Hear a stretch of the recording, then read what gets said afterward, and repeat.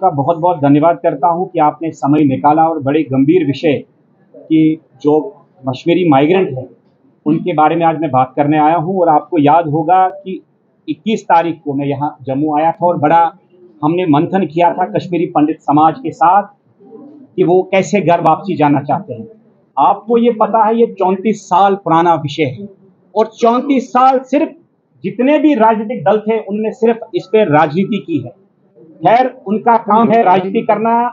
जो आम कश्मीरी समाज के लोग हैं, जिसमें मैं धन्यवाद देता हूं डॉक्टर रिजवान साहब जो कश्मीर से आए, मुसलमान समाज से भी आए और आह्वान किया कि वो अपने कश्मीरी पंडितों को वापस लेना चाहते हैं और फिर से जम्मू कश्मीर को अमन की राह पे लेना चाहते हैं। खैर जो डिस्कशंस हुए, जो डेलिब्रेशंस हुई परसों मंथन में, उसमें कुछ बड़ी गंभीर बातें आई जो मैं आज समाज के सामने, मीडिया भाइयों के सामने रखना चाहता हूं। आज 34 साल के बाद कश्मीरी पंडित तैयार है कश्मीर जाने के लिए। जो मैंने मीटिंग की उन्होंने अपना विश्वास जताया और ब्लेम किया कि उनको बार बार धोखा दिया जा रहा है, जबकि आज जो समर का टाइम है या बरसात का समय है जम्मू में, लगभग 50,000 कश्मीरी पंडित ऑलरेडी कश्मीर में है। आप आधा जट्टी इस वक्त देखिए कश्मीर में है। तो इसलिए जो सिक्योरिटी इश्यूज हैं, आज सिर्फ कश्मीरी चाहता है कि जो सिक्योरिटी इश्यूज हैं, सिक्योरिटी ग्रिड को कश्मीर में मजबूत किया जाए ताकि कश्मीरी पंडितों को या जो माइग्रेंट्स हैं, जिसमें कुछ समाज सरदार भाई भी हैं, मुसलमान भाई भी हैं, क्रिश्चियन भाई भी हैं, ये सिर्फ कश्मीरी पंडितों की बात नहीं हो सकती है बिकॉज वो लार्जर चर्च है, इसलिए मैं कश्मीरी पंडितों की बात करता हूँ। वो चाहते हैं कि जो सिक्योरिटी ग्रिड है उसको इम्प्रूव करके उनको कॉन्फिडेंस हो कि वो वापस जाएं। दूसरा, उनकी सोशल सिक्योरिटी के लिए वो चाहते हैं ताकि फिर से पलायन न हो, एक सिक्योरिटी रहे social. They are looking for 1 job per family, एक सरकारी नौकरी दे दीजिए, वो तैयार है कश्मीर जाने के लिए। दूसरा, वो चाहते हैं कि safe living zones district wise बने, क्योंकि ऐसे अभी तो सरकार सबको घर नहीं दे पाएगी या जिसने ऑलरेडी बेचा है उनको वापस नहीं हो पाएगी। इसलिए वो चाहते हैं creation of safe living zones in each district to accommodate the displaced community with proper security arrangements.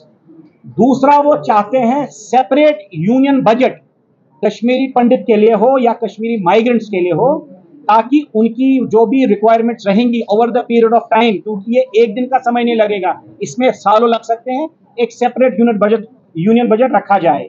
दूसरा, वो चाहते हैं कि माइनॉरिटी स्टेटस दिया जाए कश्मीरी कम्युनिटी को और सेपरेट माइनॉरिटी बोर्ड बनाया जाए, क्योंकि ये मुस्लिम डोमिनेटेड स्टेट है, इसलिए वो आर नेचुरली ए माइनॉरिटी, जिसमें आप भी माइनॉरिटी में है, डोगरे भी माइनॉरिटी में है, इसलिए वो डिमांड करते हैं सेपरेट माइनॉरिटी बोर्ड।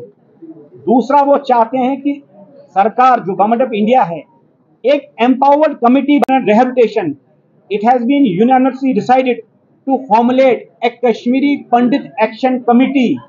अब कश्मीरी पंडित एक्शन कमिटी बनेगी। लीडरशिप बहुत हो गई, बहुत पार्टियां बनी बिगड़ी, लेकिन एक एक्शन कमिटी होगी। उस कश्मीरी पंडित एक्शन कमिटी का क्लियर एक मैंडेट है कि जो भी कश्मीरी पंडित कहीं भी विदेश में है, हिंदुस्तान में है या दुनिया के किसी भी कोने में है, he is automatically by default the member of that committee से। इसलिए ये सबके लिए है, जो नेता हैं, जो अभिनेता हैं या जो सोशल वर्कर हैं, सब उसके मेंबर ऑटोमेटिकली हैं। उसके बाद हमने प्रपोज किया है कि हम एक एग्जीक्यूटिव कमिटी बनाएगा जो एग्जीक्यूट करेगा, जो हमने बातें कही हैं इसमें उनको एग्जीक्यूट अमल करेगा। उसमें जो समाज के प्रोमिनेंट, चाहे पुराने जजेस हो, रिटायर्ड जजेस हो, ब्यूरोक्रेट्स हो, पुलिस मैन हो, डॉक्टर्स, इंजीनियर्स, एकेडमिशियन हो, उनको भी इन्वॉल्व करके एक स्ट्रेटेजिक पॉलिसी बनेगी ताकि रिटर्न एंड रिहेबिलिटेशन परमानेंटली रहे। दूसरा, मैं मानता हूं जब ये सब विषय पे हम कंसेंसस बनाएंगे तो धीरे धीरे कश्मीरी पंडित को वापस जाना है, ये निश्चित है, क्योंकि 34 साल हो गया। आप देखेंगे आने वाले समय में एक बड़ी मूवमेंट बनेगी जिसमें कश्मीरी पंडित इन शर्तों के बाद फौरन वापस कश्मीर जाएगा। कमिटी बनाए for return and permanent settlement. Return and permanent settlement, ये नहीं कि वो पिकनिक मनाने कश्मीर जा रहे हैं, वो वापस जाएंगे परमानेंट सेटलमेंट के लिए। दूसरी बात, आपने ये भी ध्यान दिया होगा कि कश्मीरी पंडितों के आमतौर बच्चे आज बेंगलोर में है, पुणे में है या फॉरेन कंट्री में है, अमेरिका, कनाडा, ऑस्ट्रेलिया में है, वो चाहते हैं कि उनको भी वापस लाया जाए। लेकिन जब आप कश्मीर में, जम्मू कश्मीर में आईटी हब्स जैसे टीसीएस, विप्रो, बाकी बड़ी बड़ी कंपनीज हैं, उनको आईटी हब्स यहां खोलने दीजिए ताकि वो ग्रेजुअली अपने बच्चों को भी वापस ला पाए। आपने देखा होगा पिछले 34 साल ये धीरे धीरे कश्मीरी पंडितों के लिए रिटायरिंग होम बन रहा है। उनके बच्चे बाहर जा रहे हैं और कश्मीरी पंडित जो बुजुर्ग हैं सिर्फ यहां रखा है। इसलिए वो चाहते हैं सह परिवार कश्मीर जाना, बशर्ते कि आईटी हब्स को भी यहां बनाया जाए बड़े पैमाने पर।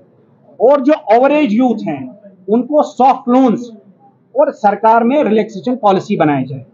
दूसरा, जितनी भी सबसे इंपॉर्टेंट, जिस वक्त आपको याद होगा शेख मोहम्मद अब्दुल्ला ने एक पॉलिसी लाई थी, लैंड टू टिलर, एक एक्ट लाया था कि जो जमीन जोतता है ये उसी की जमीन है, जिसमें लाखों करोड़ों कनाल स्पेसिफिकली कश्मीरी पंडितों की और डोगरास की चली गई।